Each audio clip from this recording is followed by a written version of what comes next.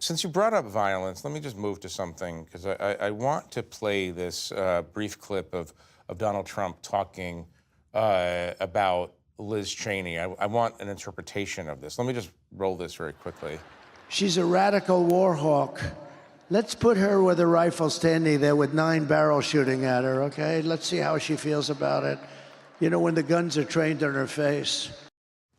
So, McKay, how are we supposed to interpret that? Not as a threat precisely, but how do you interpret it? Well, I mean, look, the argument that he's making is a familiar one about, the chicken hawk, so-called. Yeah. You remember it in the Bush years, you would often He's hear. really upset with Liz Cheney. Right. I mean, you have to understand that Liz Cheney probably very high on his enemies list as a Republican traitor who is now campaigning with Kamala Harris.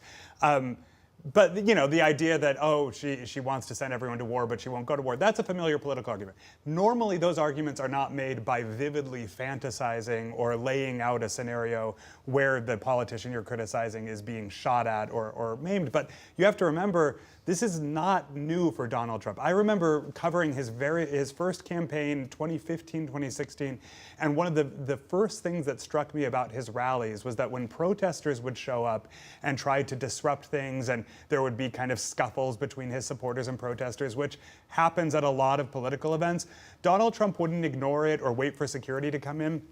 He would gleefully narrate the action from the podium. And, he would sometimes say, tell his supporters to take a swing at the protesters. He would say, I'll cover your legal bills. Like, the violence has kind of been woven into his political rhetoric for his entire career. Vivian, just jump in on this. Is there an intensification of this kind of rhetoric in the last months? Oh, I mean, we've definitely seen him ramp up some of the rhetoric. The right, of course, kind of reverses it, and they say that there's been harsh and violent rhetoric on from the left as well. They point to, the recent comments by Biden calling supporters of Donald Trump garbage in the past week as being offensive. And, when the former president was shot in Butler, Pennsylvania, when the assassination attempt happened, they were actually blaming the left for insightful rhetoric that kind of led to this. And so both sides are saying that. Now, you definitely have had this kind of rhetoric from Trump all along, and it has definitely built up in a way that has gotten more intensified, whether it's violent or just offensive. Yeah. You guys are both on the beat. Is the federal government ready for what may come? Federal and state officials ready for what may come? I think they hope they are, right? I think they saw what happened in 2020, both the actual violence on January 6th, but the run-up to that.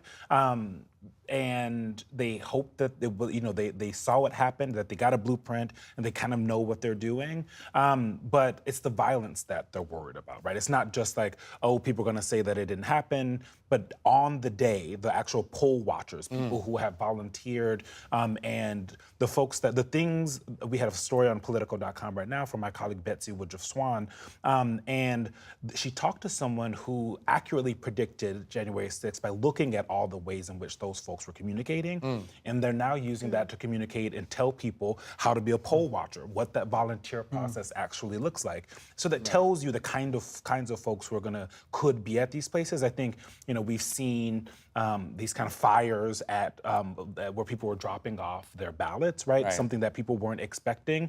And so there's all these resources that are having to be expended that folks just don't actually have the money for. Peter? Well, this could be a big difference, though, in 2020. In 2020, the complainant, the person who was making the fraud claims that were not true, was in the Oval Office, right? He had access to the Justice Department. He had access to the military. He had access to the tools of government. And he was the one who sat for 187 minutes during the January 6th attack and did nothing, where Mike Pence was calling the Pentagon saying, hey, guys, let's get some troops here. So that's a big difference, right? He will not have access to that kind of authority. So he will, if he loses, complain. He will file lawsuits. The violence is obviously the one thing you cannot control, but his ability to change the results is far less than it was 4 years ago. A lot has happened since then. Obviously, there are some specific concerns like the Georgia Board of Elections and a few places like that. But most of these battleground states are led by Democratic governors, or at least in Georgia's case, a Republican governor has shown that he's willing to stand up to Trump. and defend a free and fair election. And to that point, Peter, I mean, I don't think the party was willing to push back on him as aggressively because, like you say, he was president at the time. right. Whereas if he loses this election and there's violence incited in his name, at this point, he will have no sway over the party, the broader party. You may be right. I want to just pressure test that Yeah. with McKay on the McConnell question. Would anything be different? I mean, you might be right, but everything that the Republican leadership has done to date suggests possibly otherwise. So I remember after 2020 when Trump went out at 2 a.m. and announced that he had won the election and declared victory falsely. There was, in the day after, some initial pushback. I remember Marco Rubio and a couple other elected Republicans. Lindsey Graham. For about 24 hours. Let's not do that, right? Same thing happened after January 6th. There was another kind of wave of pushback. But Also it did not last. so- I was going to say, Lindsey Graham did it I'm again. done. If you want to look at the So maybe- it's a revulsion and then suppression of revulsion cycle. because they're reacting to how the conservative media responds to the pushback, how their voters and constituents respond. I just want to say there's one pivotal moment in this whole story. It was probably the moment when Kevin McCarthy showed up at Mar-a-Lago a few weeks after January 6th to make amends. And that created a permission structure for Republican elected officials to get back on board with Trump. And we've never looked back since then. And I think his counterpart, you mentioned Mitch McConnell, also in that same period decides to vote against conviction, and the trial takes place, citing the fact that he had already left office. Now, they would argue that he couldn't have brought over enough to have gotten to that 2/3 majority. I'm not sure that's true. I think that it's very possible if McConnell had said, "I'm for conviction," as there were plenty of determinedly as he Republican did, senators and who if that had been the saying case, private. Trump is disqualified from running for office again, and that's a very different world. He would still be Right. at power, but he would be a convicted That was felon that for was not the running for moment. president. Let me in the couple minutes we have left, I'm just going to around the circle here and ask you again, not for predictions, but what you as reporters are going to watch closely next week as a sign of where the vote is going and where the other issues that are surrounding this election, the violence question, things like that. Vivian, what are you looking at?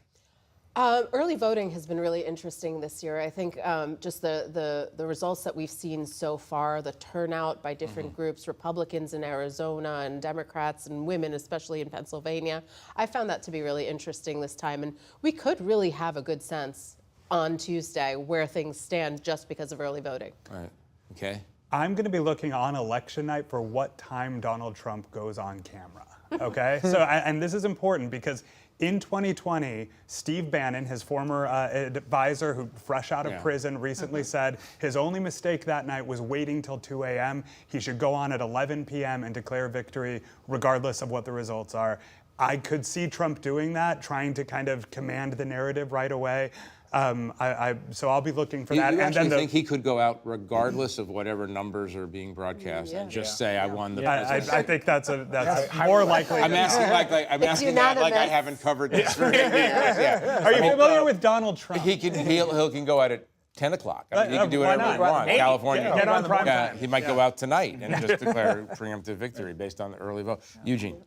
The suburbs. I think I cover Democrats and Harris a bit more, and so something's happening. It seems in how she's in the campaign have been focused on the suburbs, and even as they look and see like the possible leaching of Black voters and brown voters, right? And so it's like, can they make up in the suburbs what they're losing in other aspects of the electorate? And if so, how does that change the Democratic Party and how they talk to voters in their policies? Yeah. Peter? I'm interested in young voters. Actually, I'm really fascinated to see whether they turn out in large numbers for Harris with the abortion issue on the ballot, basically for them, or whether Gaza, in fact, does diminish the support she might get from younger, more liberal, Americans who can't stomach the idea of voting for somebody who's, seen as too pro-Israel, and that's a real question. In Michigan or everywhere? Yeah, Michigan, but I think the youth vote is. I think it's a small part of it, but in any of these states, a small part could be enough. Right. Well, we'll be back here next week, maybe with some answers and maybe with more speculation. But unfortunately, for now, we have to leave it there.